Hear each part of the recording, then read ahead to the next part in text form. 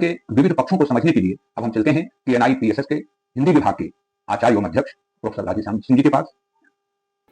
स्वतंत्रता के संघर्ष के दिनों में या उससे भी इन्हीं पदों की व्याख्या आज अपने निहित स्वार्थ पूर्ण एजेंडे की फ्रेमवर्क में किया जा रहा है। ऐसे पदों में समाजवाद, संस्कृति, राष्ट्रवाद, सनातन, ढेर सारे ऐसे पद हैं जिनकी मनमानी व्याख्या की जा रही है। हमारा कर्तव्य है कि हम सही चीजों को सही परिप्रेक्ष्य में आकर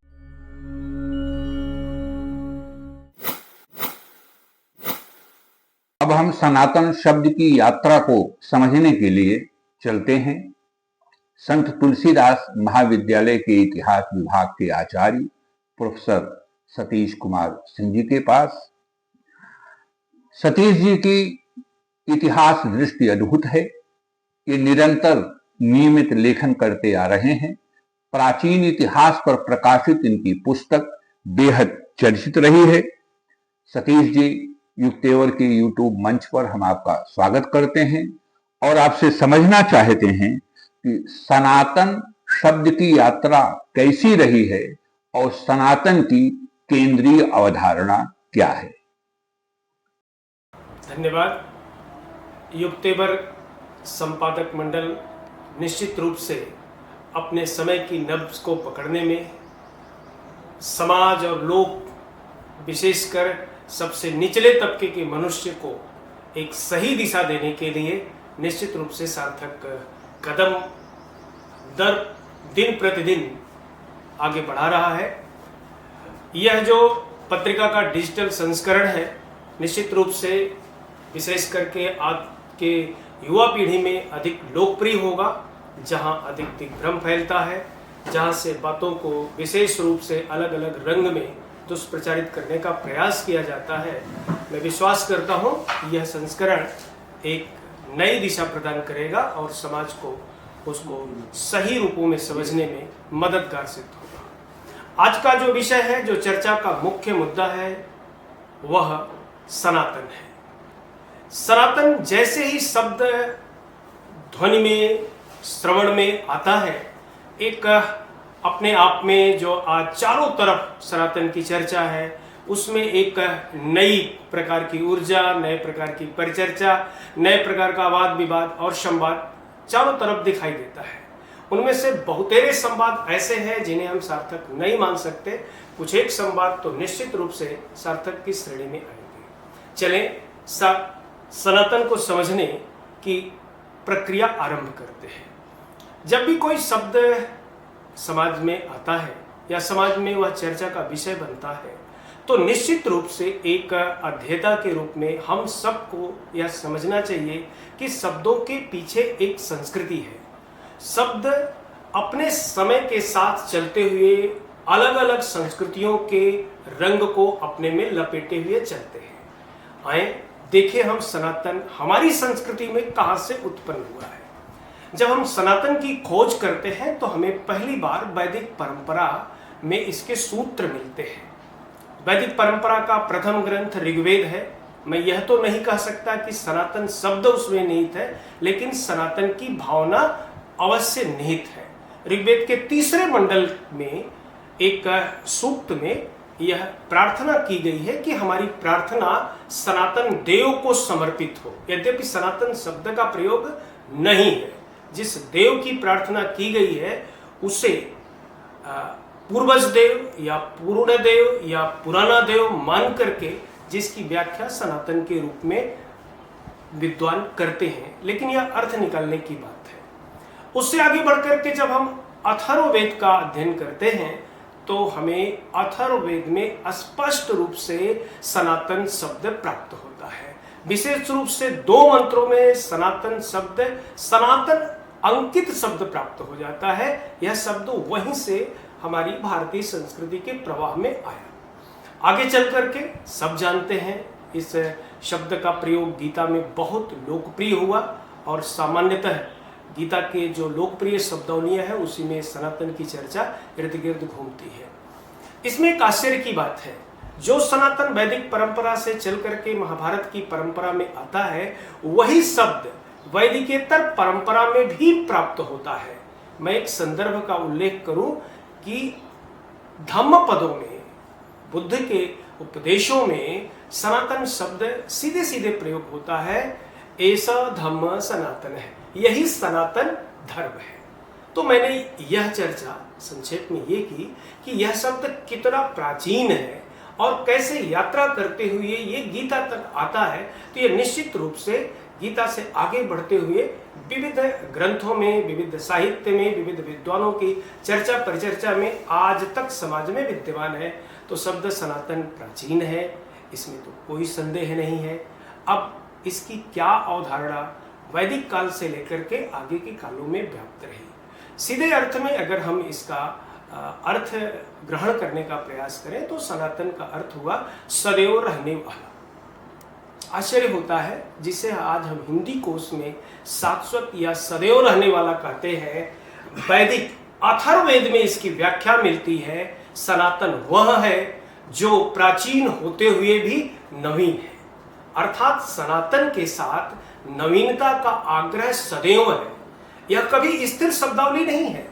वैसे भी संस्कृति का, भारतीय समाज का कोई भी शब्द जो लंबे समय तक अपनी यात्रा किया हो वह स्थिरता में हो ही नहीं सकता। उसमें एक गतिक भाव स्वतः विद्यमान है। शब्दों की अपनी संस्कृति है, उस संस्कृति के ताल को, संस्कृति के लय को, संस्कृति के भाव को हमें समझना चाहिए और समझ करके तद अनुसार उनसे व्यवहार करना चाहिए। हम आत्मवादी हैं। सामान्य भारतीय परिवेश में आत्मा की अमरता को स्वीकार किया जाता है। तो जैसे जीव की आत्मा है वैसे शब्द की भी आत्मा है। हमें जीव की आत्मा से खिलवाड़ नहीं करना चाहिए, तो शब्द की भी आत्मा से बिगाड़ या खिलवाड़ नहीं करना चाहिए। एक ऐसा शब्द जो अपनी गति से आरंभ होता है और आज तक भारतीय संस्कृति में, भारतीय समाज में और भारतीय साहित्य में व्याप्त है। क्या कहता है यह सनातन? क्या अपेक्षा करता है यह सनातन? और यह सनातन कैसे बना? निश्चित रूप से जब सनातन की बात आती है तो एक विचारधारा मन में जन्म लेती है कि यह धर्म को बताने वाला तत्व है। किंतु मेरा आग्रह है, सनातन धर्म को ही नहीं, धर्म एक व्यापक अवधारणा में स्वीकार करने का तत्व है। यह केवल उपासना पद्धति को नहीं बताता, यह केवल कर्मकांड को नहीं बताता, यह केवल मनुष्य का परमात्मा या देवताओं के बीच के संबंध को नहीं स्थापित करता, बल्कि वह संपूर्ण मानव परिवेश को स्थापित करता है। मानव के जो कुछ भी व्यवहार में आने वाली चीजें हैं वह सब सनातन के स्वभाव को समेकित करता है, अपने में समेटता है। अब यह भूभाग जिसे हम भारतवर्ष कहते हैं, वैदिक काल से लेकर आज तक हम इसी भूभाग के निवासी हैं और यहीं पर है। तो इस भूभाग पर जन्म लेने वाली जितनी भी संस्कृतियां हैं, इस भूभाग पर जो भी मानव उपयोग में बनाई गई संस्कृतियां हैं, वह सब सनातन की अंग है।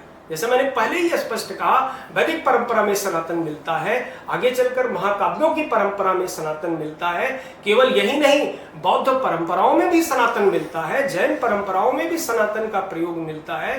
तो एक सीधा अर्थ अगर हम सामान्य जन के लिए भी कहें, अध्येताओं को किनारे करके बात करें, तो निश्चित रूप से सनातन वह है जो भारतीय भूभाग में पैदा हुई जीवन शैली है। यह जीवन शैली अध्यात्म की भी जीवन शैली है, लौकिक व्यवहार की भी जीवन शैली है, हमारे खान पान की भी जीवन शैली है, हमारे उपासना की भी जीवन शैली है, हमारे देव समूह की भी जीवन शैली है।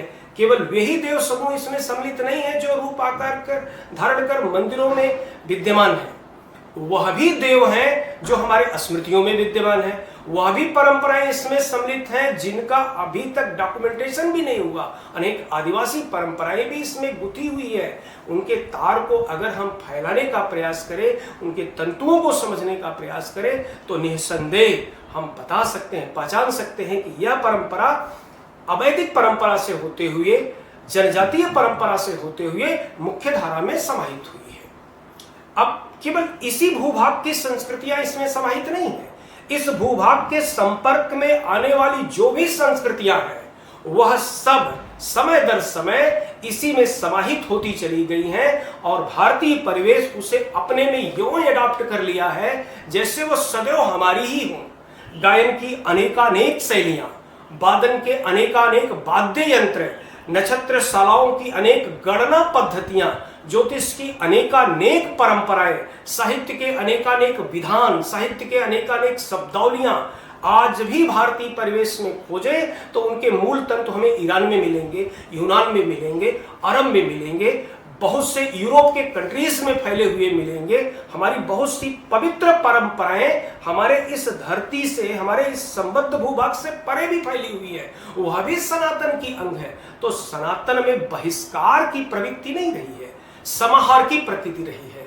जो भी इस धरा के अनुकूल रहा, इस समाज के अनुकूल रहा, समाज ने उसे ग्रहण किया और उसे अपनी सनातन की प्रकृति में एडॉप्ट करते हुए अपने को आगे बढ़ाता रहा।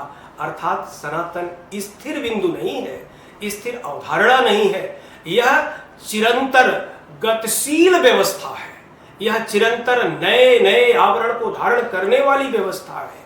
और यह धारण करते समय कभी परायेपन का बोध नहीं करती, जो भी उसके अनुकूल होता है उसे ग्रहण कर लेती है। वैसे भी भारत में जब धर्म की बात होती है या भारतीय स्रोतों में या स्मृतियों में, ग्रंथों में धर्म के स्रोत की बात होती है तो निश्चित रूप से 4 स्रोत स्वीकार्य हो जाते हैं। एक वेद सम्मत स्रोत है, एक स्मृति सम्मत है, एक सदाचरण है और एक व्यक्ति परिवेश पर आधारित है। व्यक्ति का परिवेश भी अगर उत्तम आचरण को धारण करता है तो वह भी धर्म के एक स्रोत के रूप में स्वीकार किया जाता है। हमारे यहाँ अनेकानेक महापुरुष हुए हैं जिनके आचरण आज धर्म के स्वरूप माने जाते हैं।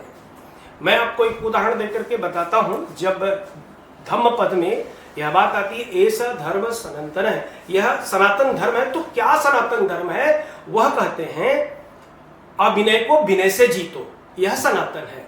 अक्रोध को क्रोध से जीतो, यह सनातन है। मैल को स्वच्छता से जीतो, यह सनातन है। यही परंपरा आप उठा करके रामचरितमानस में देखें।